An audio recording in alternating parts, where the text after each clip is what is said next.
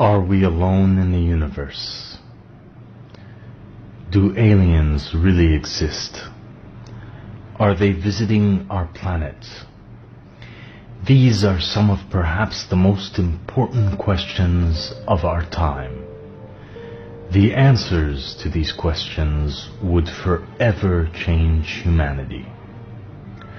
Over the course of the next hour, we will reveal to you some very disturbing truths. We strongly advise that only the strong of heart and mind continue watching. Our story begins a long time ago, long before Adam and Eve walked the earth. Before our race claimed the earth as its own, there were other species, other creatures, whom called this planet home. And even today, there lives on this planet many different species of aliens. Imam Ahmed al-Hassan alayhi salam said that the numbers of aliens on this planet today are in the millions. Many of them have the ability to shapeshift and appear in the image and form of human beings. Some of them have come to this planet looking for knowledge.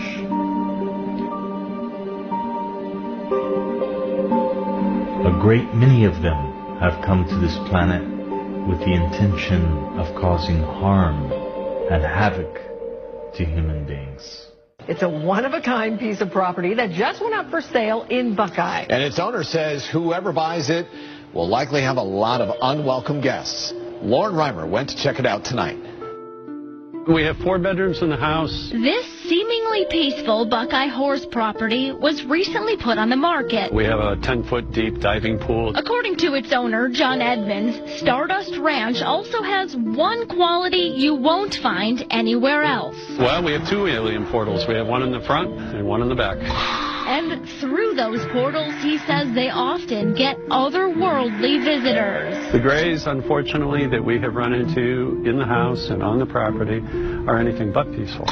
He says he has the scars to prove it. I've killed 19 of them here on the property. So after 20 years of defending his property from extraterrestrials, they have large black bulbous eyes. Edmonds and his wife say it's time to move. It's going to go to somebody that understands the true nature of what's here. In 1996, a ranch in Rainbow Valley, Arizona was purchased by a man named John Edmonds, a psychiatric therapist, and his wife Joyce, an ex-FBI employee. It was a place of solitude and encompassed all that John needed. From the start, a series of out-of-the-ordinary events caused things to go in an unpredicted direction, causing the ranch to become one of the most unusual places in the world. There, John saw an unknown man approach the ranch with a machete in hand. Being distant from any help, John himself went out to deal with the lurking stranger. This man claimed to live on the plot. John, hearing this, insisted he was crazy and that he should leave. The man then muttered something that would haunt John forever. "You are going to wish I was here. You are going to really be sorry. There are monsters on this property. I killed them." The man left, never to be seen by John again. Almost immediately from the day we moved in, we began to have strange experiences. John first started seeing mysterious lights in the sky, followed by orange orbs. That's when the uninvited guests arrived. Literally gray aliens that attacked animals. They were in the house. John described them as being 40 inches tall with large compound eyes similar to a fly, with grey reptile-like skin. Apparently they would invade his home at night in groups of 3. After many years of these recurring visits, his wife Joyce had claimed that she was frequently attacked and violated, saying she was unable to scream during the incidents. She also had visible signs of injury all over her body. Actually levitated her out of the bed in the master chamber, out into the parking lot, and tried to draw her up into a craft. John talked of instances of missing time and transportation, saying it was down to him being abducted. After reaching a limit, John bought a series of weapons of defense to protect his wife, animals, and the rest of the ranch. Even after he continued to use the ranch to look after rescued animals, such as horses and dogs.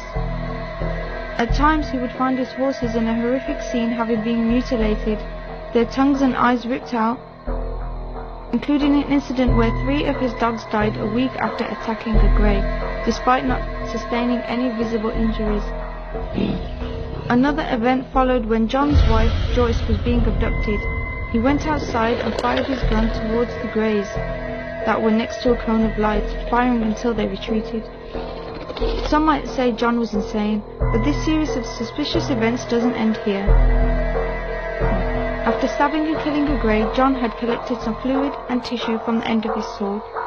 The entire body of the grey had disappeared as usual, but the remaining evidence had been sent off to Michigan, United States, to a biophysicist named W.C. Levengood for analyzing. The results showed that the fluid appeared to be pure hemoglobin, similar to samples collected from cattle mutilations linked to alien life. The blood did not match any other animal or human specimen. The skin sample appeared to look like cemented grass, but it was not grass. It was an animal-based material that has never been seen before.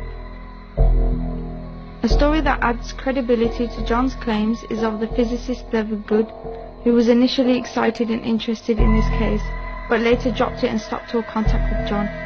Shockingly, not so long after he was killed in a freak accident in his lab. Not so surprisingly, the grey samples had gone missing. John, having received many visits from the supposed Men in Black, tends to not give many interviews, but in one particular interview, John believes sight of the greys was captured in the background, right behind where he was sitting.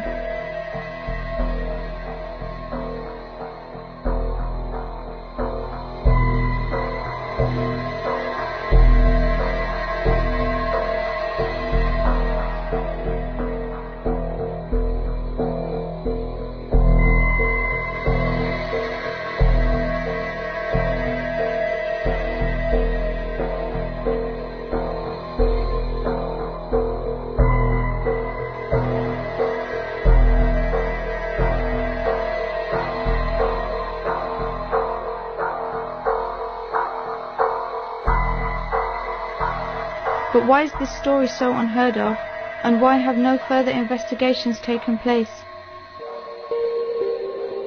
In fact, many of the unsolved murders and kidnappings are committed by these beings. And most of these beings whom visit our planet consider us to be of extremely low intelligence.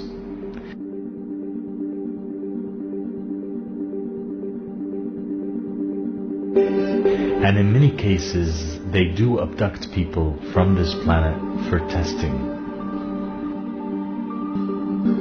And they have particular reasons for abducting certain people.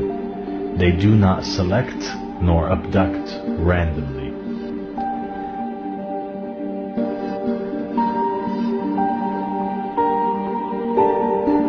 And most of the aliens whom have come to this planet come for sex.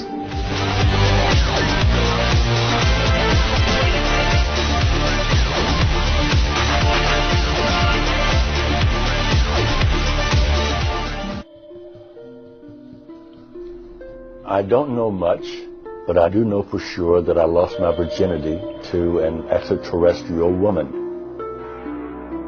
My first encounter was when I was 8 years old, and I've been having them ever since. There were the Greys, the little hairy guy, an insect being, and then there was Crescent. They came into my bedroom and we float up. His eyes overpowered. You hurt me, you hurt me. I just lay down on the ground and she gets on top of me. Yes, it's real. No, it's not. It's just a dream. After I had done my first painting, I felt better. It was just a relief to get the images down on the canvas. Stephanie Cohen. Stephanie claims that she is often visited by aliens who help to guide her through life. Not only does she claim aliens sneak into her room at night, she also says that she has sex with them and has out-of-this-world orgasms. At the stars at night, that's how prolific it is. Who is Ian the Octopus Man? Yeah, he's an octopus man. He stays quite close to me, sort of like a spirit kind of boyfriend, but not really boyfriend. I don't call it boyfriend, just a good spirit friend. And he happens to be from the octopus race. I mean, all of them indulge in insects, but particularly the cat people are extremely highly charged sexually. You know, and it's part of our culture, the cat people culture. Why don't they show themselves? Because then they're not into showing off. They're very quite reserved in themselves. Well, they have sex with you at a bus stop. That's not very reserved. No. What I mean is they don't show themselves to the world like that. They tend to deal on a personal level with individuals. Peter is a security guard and a devoted family man with a remarkable story to tell about an alien encounter that he claims left him with the Holy Grail: DNA evidence. No, what happened in 1992 was something you don't expect. And I've never had an experience or heard of experiences that have happened during the day. And this is 7:15 in the morning. I'm lying there and I feel like something jumped on the bed like a cat. As I sit up, I see sitting, straddling me, a naked blonde female, and sitting on the corner of the bed. So say I'm lying here on the bed, she's straddling me there, and right on the corner here is another female. The one that was sitting on top of me was blonde, very milky white skin, very, very attractive, but at the same time, longer face, a long nose, but it wasn't a big nose again, it was just like, it fitted their features very well, larger eyes, very well proportioned, I mean, I've got to say, and I'm thinking, what the hell is going on here? How did you get in here? And as I'm thinking this, I sit up, and as I sit up, she's cupped the back of my head with both her hands and pulled me to her breast, left breast, and pushed my face into it. My defense mechanism, whatever you want to call it, and it's so out of thing with me, I took a little bite, I nipped, and I felt flesh, in my mouth. I didn't taste blood or anything, but I felt this bit of flesh in my mouth. I thought it was a bit of a nipple maybe. And as it hit the back of my throat, it was like you poured acid down the back of my throat, just this really bad chemical reaction. I started coughing, very heavy coughing, and as I've looked down and coughed, I've looked up and I saw them looking at each other, and I picked up what they were saying. I weren't speaking, but it was telepathic communication again. It was, he's done this wrong, something's gone wrong, this isn't the way it's supposed to be, he's done this wrong. And I'm like, what the heck, what are you going on about? I could pick on it, I could hear it.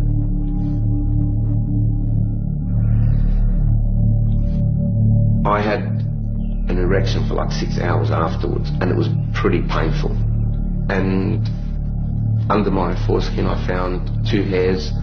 One was like an S shape, almost curled, and the other one was sort of not up, it was just wrapped around, embedded in though, like if you push your nail into you get a little bit of a mark. That's what they were embedded. I could see that they weren't on the surface. And as I tried to take them off, peel them off, it was total agony. And so I knew it had to be from them. Peter released his sample for DNA analysis, which was conducted by a biochemist.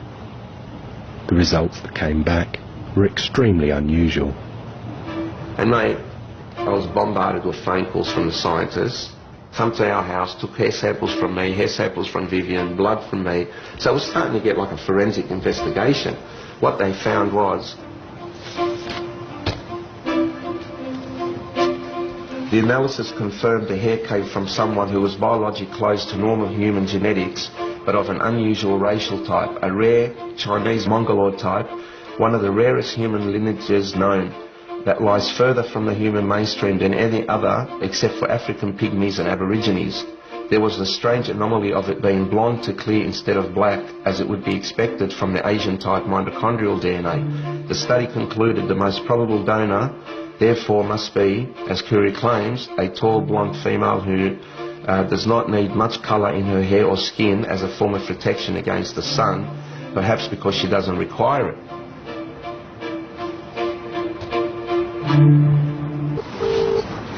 Chris has decided he needs to talk to Peter Curie again.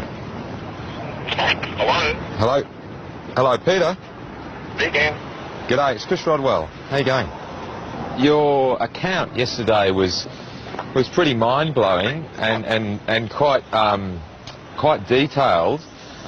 Look, I was wondering whether or not you would be prepared to undergo a polygraph test. Oh, not a problem. I've always requested it, mate. It makes it much more believable to me, the fact he was so eager to do the polygraph test. I mean, how can it not? There's a guy saying, without a hesitation, without a shadow of a doubt, yep, I'll do it. What can you go, okay, well, right. That wasn't, I was expecting even a thought. No, do it. Whilst the polygraph test is conducted, the room must be cleared. So Mary and Chris have to wait outside until Gavin is finished. It's going to be fascinating. He wants to get an answer, and he really is very interested in doing it. So that's going to be a fitting finale, I think. Really, if he passes that, what can you say? Yeah, these things, they just record how you're going to breathe during the test. So just raise your arms up again. This one's going to go up and round your thoracic area. All right, just drop your arms down. Yeah. Those sensors on your fingertips, they record perspiration, right? Yep. Okay. If you're feeling faint, if you're feeling uneasy, queasy, whatever, let us know if you do. Yeah. Relax.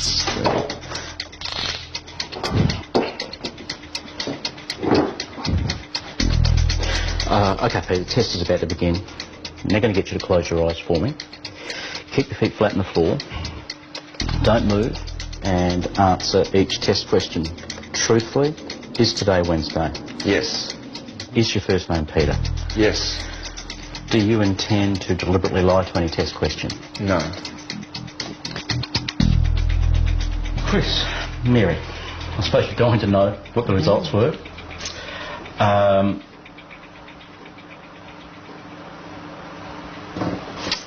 Peter passed the test. Right. I'm happy. So, as far as I'm concerned, what he witnessed, there has to be some merit in that. The polygraph test has validated Peter's account of the events and reinforced his belief that the scientific community need to take this matter seriously. Look, I think the DNA went a long way to helping people believe.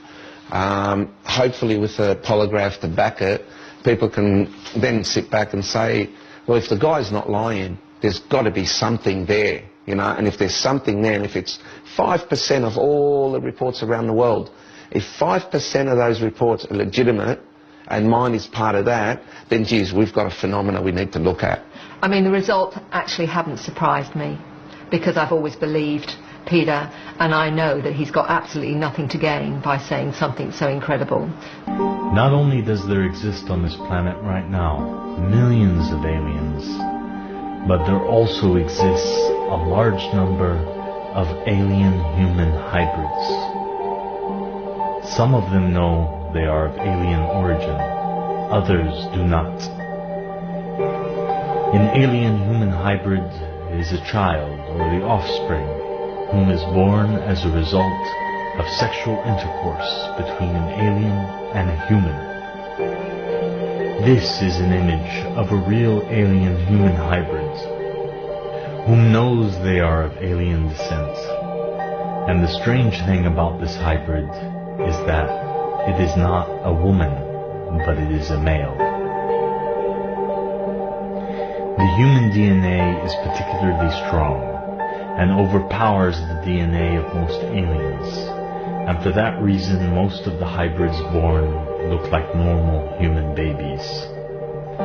However, in some cases, generations later, after a human-alien hybrid is born, and they have children and grandchildren, the alien DNA sometimes surfaces somewhere along the line and causes a child descendant of the alien-human hybrid to be born with what modern medicine has classified as a disease. But in fact, it is just the alien DNA surfacing. One example of this are babies born with harlequin ichthyosis. Babies born with harlequin ichthyosis are actually descendants of an alien parent. The alien species which they are descendant of are called the Asur.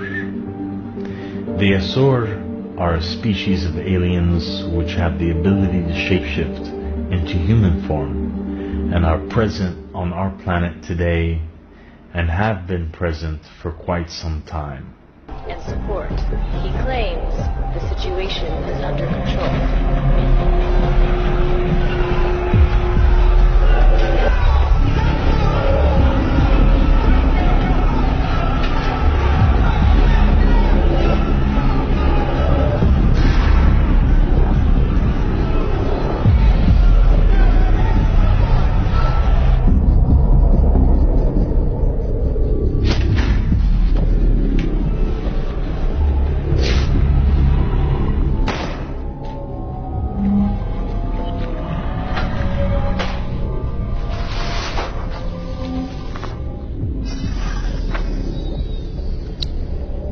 6'1", born with a rare disorder called harlequin ichthyosis. Skin produces too many cells, causing massive diamond-shaped scales that can't retain water. In addition, the eyes are formed inside out. Life expectancy is 2 weeks. This guy's 30. In their natural form, they have scaly skin, and as adults have gray eyes, and resemble, very much so, the harlequin ichthyosis baby.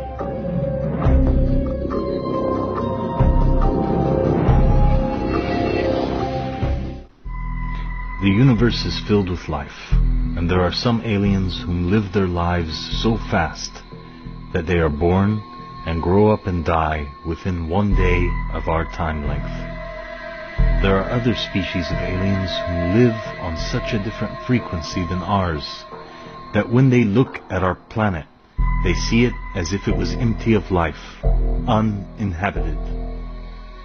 There are other species of aliens who look primitive, and if you were to see them, you would consider them to be of low intelligence, but yet they are highly evolved and advanced spiritually. One species of aliens that have come to Earth come from the Sirius star system. They come from a planet called Kuthul, and it is a name in their language which means patience.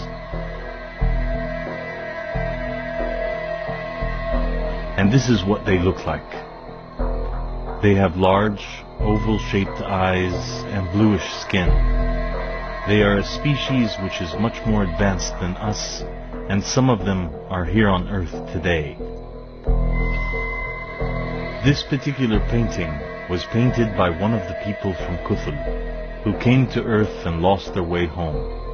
Imam Ahmad al-Hassan ﷺ said, "It is painted by one of those from the planet Kuthul, whom came to Earth and lost their way home, and the people here consider him to be crazy."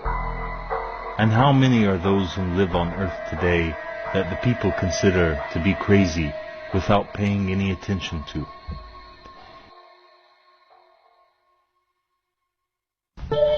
On Wednesday, May 9, 2001, over 20 military, intelligence, government, corporate and scientific witnesses came forward at the National Press Club in Washington, D.C. to establish the reality of UFOs or extraterrestrial vehicles, extraterrestrial life forms and resulting advanced energy and propulsion technologies.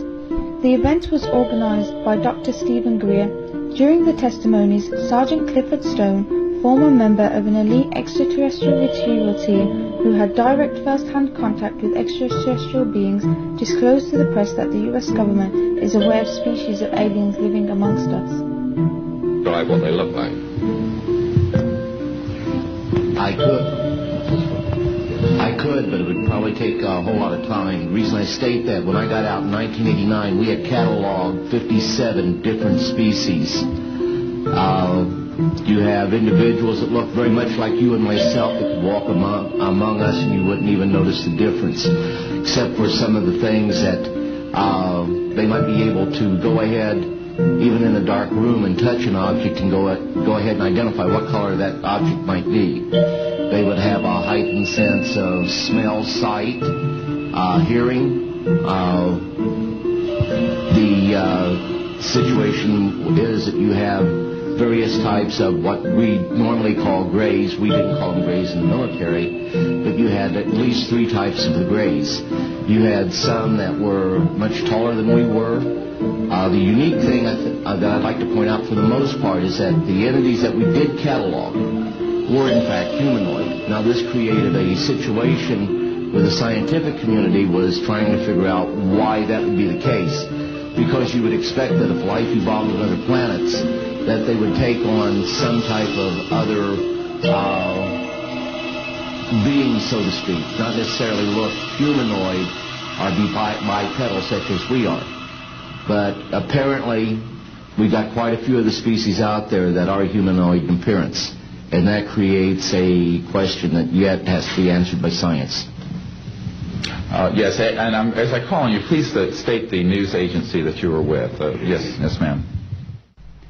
A former US government official, Phil Schneider, came forth to tell the truth about aliens living amongst us, and this was months before he was found strangled to death. Aliens, and they've been here helping us. In fact, I have a picture, let me reach for it here.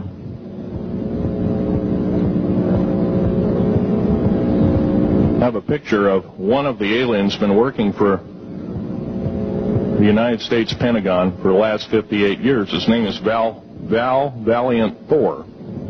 He's right here. There's my father in the background. This whole place, the ready room of the USS Eldridge, Al Bielek has probably explained, or maybe even shown you this picture. There's a list of some of the notable people in it. They're all the atomic bomb scientists of the day, all the time variant experimentalists of the day, all the top physicists of that particular day. This was in August of 1943. Now this guy has not changed one iota in 58 years. Started work, he came here, crashed here or whatever, whether he's under duress or not. He started work for our U.S. Navy and military operations in 1937, either 37 or 38 is what I've been told. So it's for 58 years, this man's been employed, probably under duress. If you don't do as we say, we're just going to use you for alien bait or something, I don't know. But anyway, he basically hasn't changed. He lives for 490 years, is what he says his lifespan is.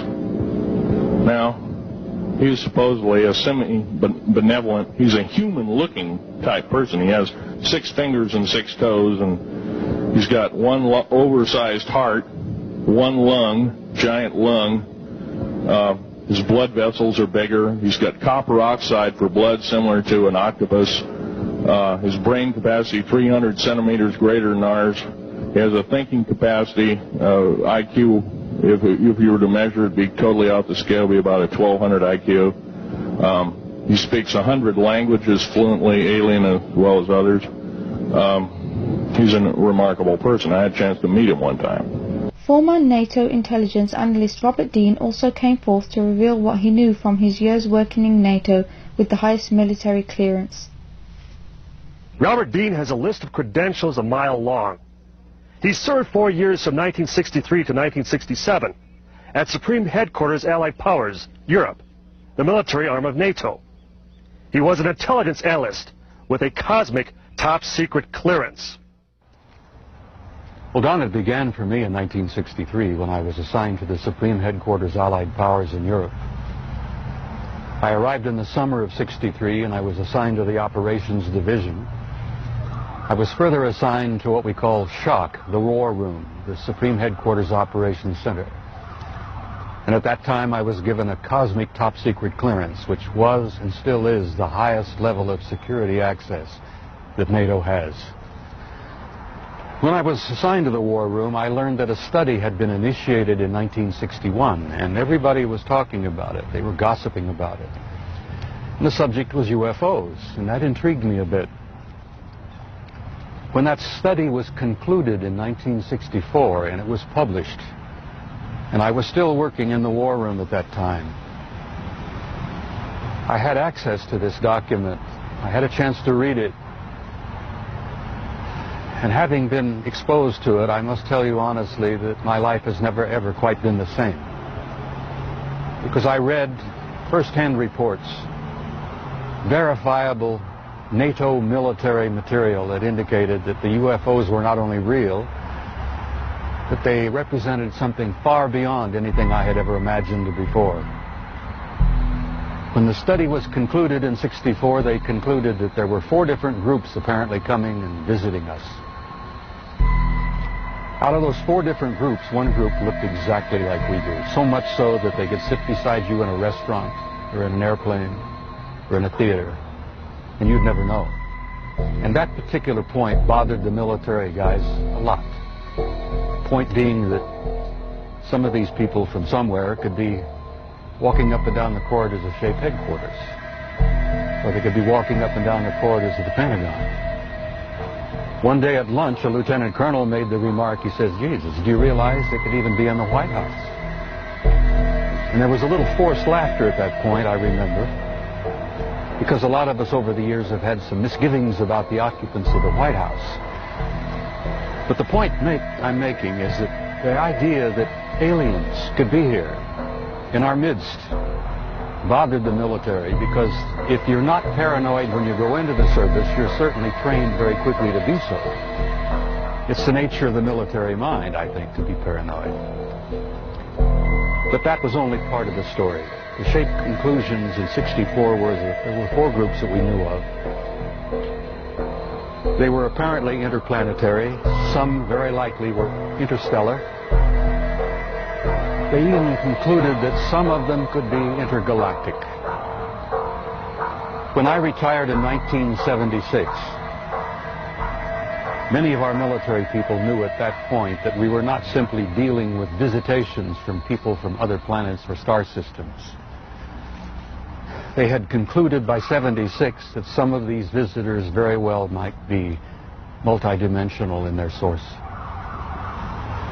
The evidence that we had collected and the evidence that they had repeatedly demonstrated to us, and that's no accident. It became very clear after a time that there was a program or a process of some kind underway, that they had demonstrated over and over and over again that they apparently were able to manipulate matter and time. Now this really shook up our scientists. There are a lot of new young scientists in particle physics today who talk about multiple dimensions. There's a brilliant young professor in New York by the name of Michio Kaku, who has written a brilliant book called Hyperspace, where they talk about 10 separate dimensions. I'm not enough of a physicist to try to explain to you what a dimension is, but the idea that there could be intelligences from somewhere else, from other dimensions, coming and going into our reality. It's been quite a shake-up in traditional science. I guess I speak out openly and bluntly about this because I feel so strongly about it. I violate my security oath every time I speak about it. I do it intentionally and I do it on purpose, because I feel so strongly that the American people not only have a right to know the truth, but they have a need to know the truth. The truth, Don, apparently is simply this, that we're not alone, we've never been alone. We are apparently part of an infinite universe filled with intelligent life. I find that exciting. It doesn't frighten me. The shape study concluded in '64 that if they, whoever they were malevolent or hostile, that they could have taken this planet and cleaned it up and eliminated us, turned us into dog food or whatever, a long, long time ago. That the historical evidence indicates that they've been with us a long time, and I've concluded that we had what I like to call an intimate interrelationship with at least one of those groups, the group that looks exactly like we do. And that point is I don't like the word alien. I don't think the term alien is appropriate at all here. I like to refer to them as family. We're related to them. I think they had a hand in our being here. And I think the time has come where we're about to meet our extended family. It's going to be very soon. And the people are not ready.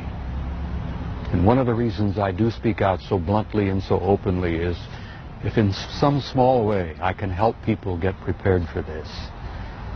Because I believe that this reality, once we have accepted it and understood it and gone beyond the fear, will bring about an expansion of consciousness in the human race that will truly help us and prepare us to go out there and take our rightful place in that infinite community of life. And then there is Gary McKinnon, who is a British citizen whom was accused of hacking into 97 United States military and NASA computers over a 13-month period between February 2001 and March 2002. What McKinnon claimed to have found on the servers was extraordinary. The U.S. claims that between March 2001 and March 2002, Mr. McKinnon hacked into the systems of NASA, the United States military, and the U.S. Department of Defense from his home computer in North London. And among other things, deleted user accounts, operating system files, and copied account names and passwords to his own computer. McKinnon admitted that he hacked into the systems, saying that he was looking for evidence of UFOs. Back to the most interesting matter at hand, what did he find in the way of UFO evidence? Well, he says he spent a year looking through these computer systems, and he found, he says, photographic evidence of photographic proof of alien spacecraft and the names and ranks of something he called non-terrestrial officers. He has not at this point shared those names with us. The first thing was documentation. I used a program called Land Search, I think, that once you had control over the domain, because you'd get control of domain controllers, so you own the whole network, basically. And Land Search could actually search all the files and folders on every machine. And obviously it's hard because things aren't going to be called secret UFO data.pdf, are they? So, but I'd scan and look for documents, etc., and I found an Excel spreadsheet that was actually called, or at least in the heading of the column, it said non-terrestrial officers. And I was like, my bloody God, that's just non-terrestrial officers. Non-terrestrial officers with ranks and names, and then a separate sheet with tabs for material transfer between ships. And these were, I mean, I don't remember the names now. It's a long time ago. A lot of people give me a hard time for not remembering the names and stuff, but it was a long time ago. Right. But non-terrestrial officers thought, well, it must be, let's try and cut out all the possible conventional explanations first. I searched for that term. It was nowhere. It was nowhere at all. Now if you search for the term, you only find links to me and stuff that I've said. The United States government wanted to extradite McKinnon to the United States where he would face trial, and even President Obama talked about the McKinnon case. So this British guy accused of what a U.S. prosecutor calls the biggest military computer hack in all time. After careful consideration of all of the relevant material, I have concluded that Mr. McKinnon's extradition would give rise to such a high risk of him ending his life. The United States is disappointed by the decision to deny Gary McKinnon's extradition to face long overdue justice in the United States. We are examining the details of the decision. There's been tension between the UK and the US over the case of Gary McKinnon. Today it seemed there was a softening of the American stance on extraditing him to the United States. It is now in the hands of the British legal system. We have confidence in the British legal system coming to a just conclusion, and so we await resolution and will be respectful of that process.